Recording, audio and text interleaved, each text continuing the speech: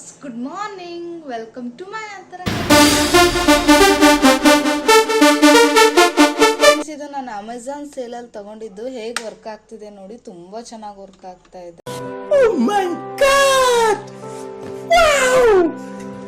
ತುಂಬಾ ಚೆನ್ನಾಗಿ ವರ್ಕ್ ಆಗ್ತಾ ಇದೆ.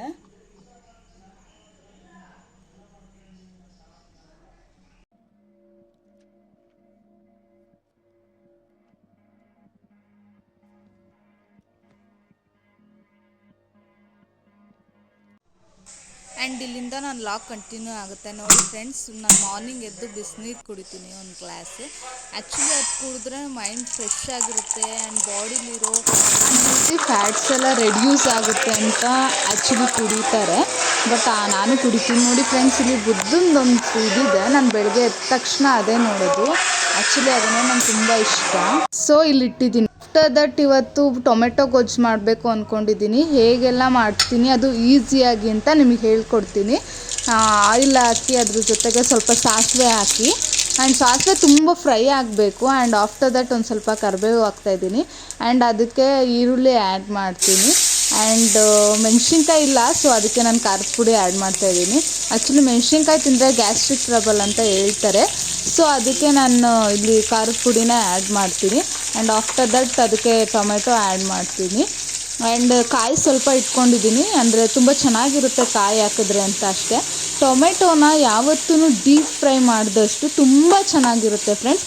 ಸೊ ಯಾವತ್ತೂ ಡೀಪ್ ಫ್ರೈ ಮಾಡಿ. ಅದಕ್ಕೆ ಸ್ವಲ್ಪ ಉಪ್ಪು ಹಾಕಿ, ಇನ್ನೂ ಬೇಗ ಫ್ರೈ ಆಗುತ್ತೆ ಟೊಮೆಟೊ. ಸೊ ದಟ್ ಏನು ಕಂಟೈನ್ ಆಗಲ್ಲ. ಆ್ಯಂಡ್ ಅದಕ್ಕೆ ಖಾರದ ಪುಡಿ ಆ್ಯಡ್ ಮಾಡ್ತಾಯಿದ್ದೀನಿ, ಸ್ವಲ್ಪ ಸಾಂಬಾರು ಪುಡಿ, ಸ್ವಲ್ಪ ಚಿಟಿಕೆ ಅರಿಶಿನ ಹಾಕಿ ಸಾಕು. ಆ್ಯಂಡ್ ಇವಾಗ ಫ್ರೈ ಮಾಡಿ ತುಂಬ ಅಂದರೆ ತುಂಬಾ ಚೆನ್ನಾಗಾಗುತ್ತೆ ಫ್ರೆಂಡ್ಸ್. ಆ್ಯಂಡ್ ಸ್ವಲ್ಪ ಜಾಸ್ತಿ ಆಯಿಲ್ ಹಾಕಿದಷ್ಟು ತುಂಬ ಚೆನ್ನಾಗಿರುತ್ತೆ ಕರಿ. ನನಗೆ ಈ ಥರ ಮಾಡಿದ್ರೆ ತುಂಬ ಇಷ್ಟ ಆಗುತ್ತೆ ತಿನ್ನೋಕ್ಕೆ. ಸೊ ಈ ಥರ ಮಾಡ್ಕೊತಾ ಇದ್ದೀನಿ. ನಿಮಗೆಲ್ಲದೂ ಇಷ್ಟ ಆದರೆ ಈ ಥರ ಟ್ರೈ ಮಾಡಿ ಆ್ಯಂಡ್ ಹೇಳಿ ಹೇಗಿದೆ ಅಂತ. ನೀವು ಟ್ರೈ ಮಾಡಿ ಹೇಳಿ ಹೇಗಿದೆ ಅಂತ ಕಮೆಂಟ್ ಸೆಕ್ಷನಲ್ಲಿ ಕಮೆಂಟ್ ಮಾಡಿ. ಈ ಥರ ಮಾಡಿದ್ರೆ ತುಂಬ ಚೆನ್ನಾಗಿರುತ್ತೆ ಅಂತ ನಾನು ಅಂದ್ಕೊಂಡಿದ್ದೀನಿ. ನಿಮಗೂ ಇಷ್ಟ ಆದರೆ ಕಮೆಂಟ್ ಮಾಡಿ. ಆ್ಯಂಡ್ ಇದಾದಮೇಲೆ ಬಾಕ್ಸ್ ಪ್ಯಾಕ್ ಮಾಡ್ಕೋಬೇಕು. ಆಫೀಸಿಗೆ ಹೋಗೋಕ್ಕೆ ಪ್ಯಾಕ್ ಮಾಡಿಕೊಂಡೆ. ಟೈಮ್ ಬಂದ್ಬಿಟ್ಟು 9:15 ಆಯಿತು. ಟೈಮ್ ಆಗಿ ಹೋಗಿದೆ ಇವತ್ತು ತುಂಬಾ.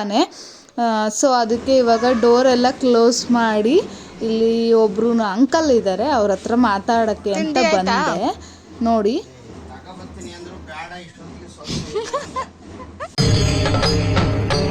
ಇದೆ, ಇಲ್ಲೊಂದು ಸಮಸ್ಯೆ ಖಂಡಿತ ಇದೆ.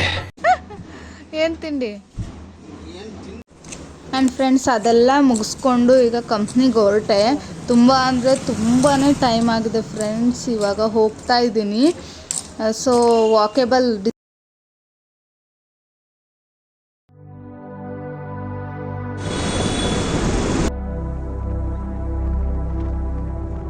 ಆ್ಯಂಡ್ ಹಾಗೆ ಕಂಪ್ನಿ ಹತ್ರ ಬಂದ್ಬಿಟ್ಟು ಇವಾಗ ಟೈಮ್ ಆಗೋಗಿತ್ತು.